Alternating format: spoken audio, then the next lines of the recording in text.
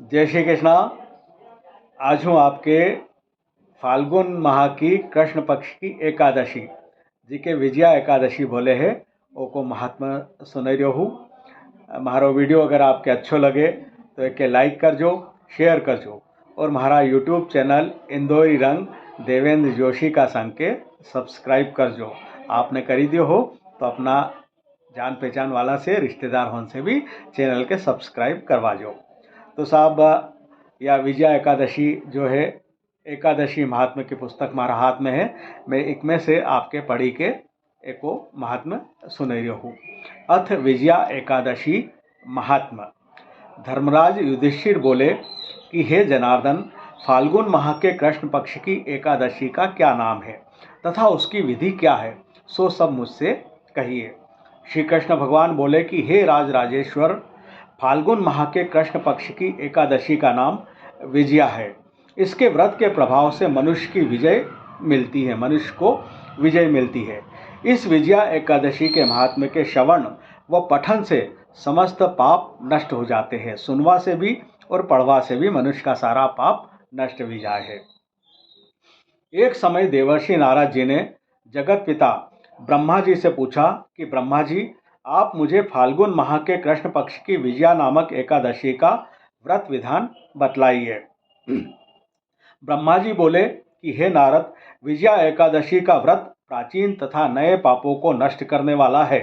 यह समस्त मनुष्यों को विजय प्रदान करता है। त्रेता युग में श्री रामचंद्र जी को जब 14 वर्ष के लिए वनवास हो गया था, तब वह श्री लक्ष्मण जी तथा जानकी जी सहित पंचवटी में निवास करने लगे।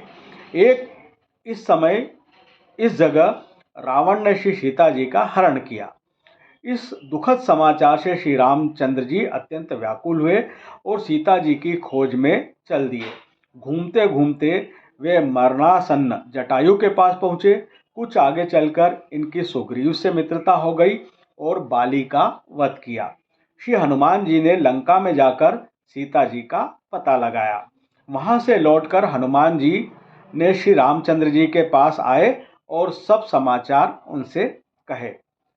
श्री रामचंद्र जी ने सुग्रीव को साथ लेकर वानरों और भालुओं सहित सेना सहित लंका को प्रस्थान किया। जब श्री रामचंद्र जी समुद्र के किनारे पहुंच गए, तब उन्होंने महान अगाध मगरमच्छ से युक्त समुद्र को देखकर श्री लक्ष्मण जी से कहा, हे लक्ष्मण, समुद्र को हम किस प्रकार पार कर सकेंगे? इस बड़े महान समुद्र को हम किस प्रकार पार कर सकेंगे? श्री लक्ष्मण जी बोले कि हे रामचंद्र जी, यहाँ से करीब आधा योजन की दूरी पर कुमारी द्वीप पर बगदालभ्य नाम के मुनि रहते हैं। आप उनके पास जाकर इसका उपाय पूछिए। लक्ष्मण जी के वचनों को सुनकर श्री रामचंद्र जी बगदालभ्य ऋषि के पास गए और उन्हें प्रणाम करके बैठ गए। मुनि ने उनसे पूछा, हे राम जी, आप कहाँ से पधारे हैं?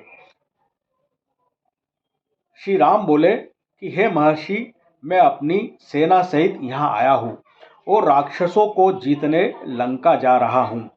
आप कृपा कर मुझे समुद्र पार करने का कोई उपाय बतलाइए। बगदालभ ऋषि बोले, श्री रामचंद्र जी, मैं आपको एक उत्तम व्रत बतलाता हूँ। फाल्गुन माह के कृष्ण पक्ष की विजया एकादशी का व्रत करने से तुम समुद्र से अवश्य ही पार होंगे और तुम्हारी विजय होगी। श्री रामचंद्र जी, इस व्रत की विधि यह है। दशमी के दिन स्वर्ण, चांदी, तांबा या मिट्टी का एक घड़ा बनावे। उस घड़े को जल से भरकर तथा उस पर पंच पल्लव रखकर वेदिका पर स्थापित करें। घड़े के नीचे सतनजा 7 प्रकार के अनाज मिले हुए और ऊपर जौ रखे। उस पर श्री नारायण भगवान की स्वर्ण प्रतिमा स्थापित करें। एकादशी के दिन स्नान आदि नित्य कर्म से निवृत्त होकर धूप, दीप, नैवेद्य, नारियल आदि से भगवान की पूजा करें। उस दिन भक्ति पूर्वक घड़े के सामने व्यतीत करे समय पूरा और रात्रि को भी उसी समय बैठे रहकर जागरण करना चाहिए।